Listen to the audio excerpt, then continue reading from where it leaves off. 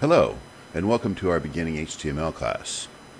We're going to be using professional tools in this class, Visual Studio Code and Node.js. So Visual Studio Code found here, code.visualstudio.com. It'll be our IDE, that is Integrated Development Environment for HTML and front-end development in general.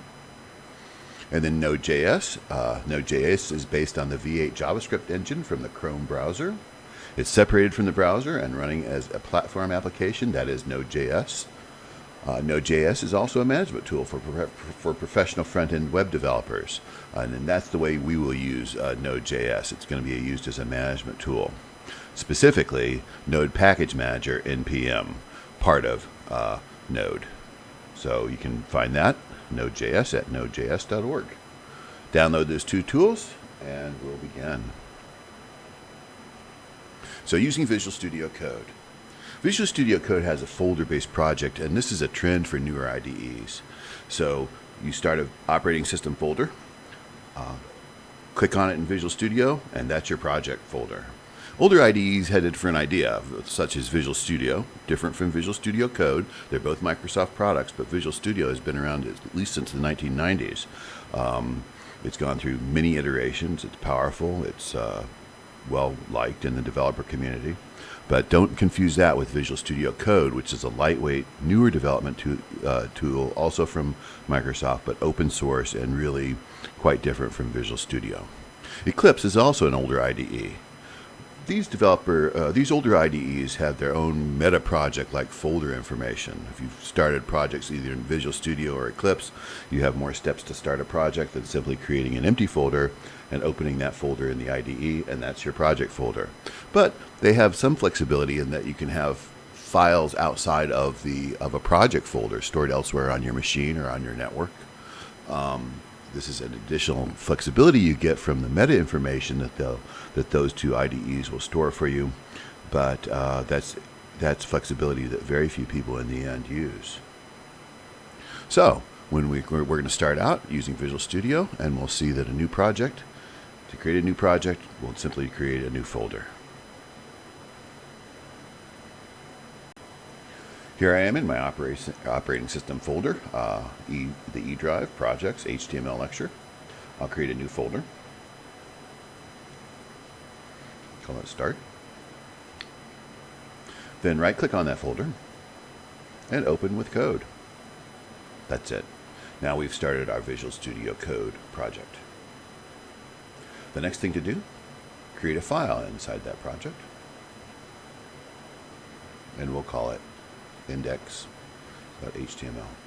Okay. Index.html is not an accidental name.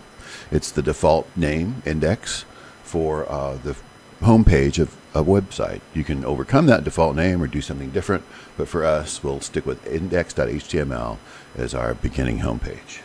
And now we're ready to write some HTML. Visual Studio Code has a built-in plugin called Emmet. Emmet helps you write code. So I'll show you at the beginning of that. There's several things you can do.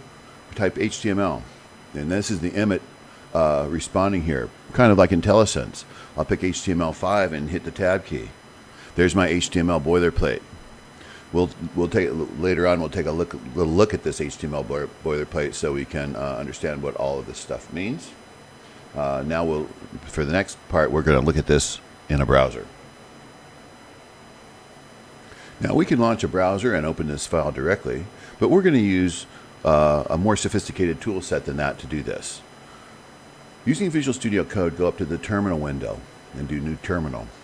And this is actually going to give you an operating system, and on Windows it's a PowerShell operating system command line, just like opening up this folder in the Windows command line with PowerShell. Here, Visual Studio Code is just opening a terminal into PowerShell. So we're going to type in node --version, and we see version 10.16.3.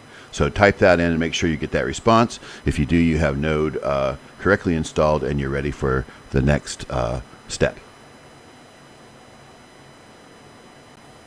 And the next step after testing our Node version is to run npm init New Package Manager init. This is going to start giving us a package manager that'll give us an infrastructure to help us manage our project.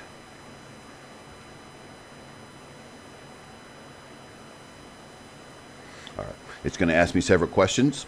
I'm just going to take all the defaults by hitting enter. And we'll revisit some of these as well. So the very first thing that has happened here is we've run npm init, and it's given us this package.json file. This is our configuration file for our web page. As we work on it, we're going to be adding to this configuration, package.json. We'll learn more about it as we go. But for now, we're ready to conclude our first lesson. We've taken a look at Visual Studio Code. We've seen how Visual Studio Code is folder-based and not some meta project information. We've installed Node.js, and we've used the Node.js's Node Package Manager to begin our project. That's given us a package.json file with all the defaults that's ready to help us manage our projects. Next on the next lecture, we'll look at some into more what npm can do for us, and we'll take a look at this index.html in a browser.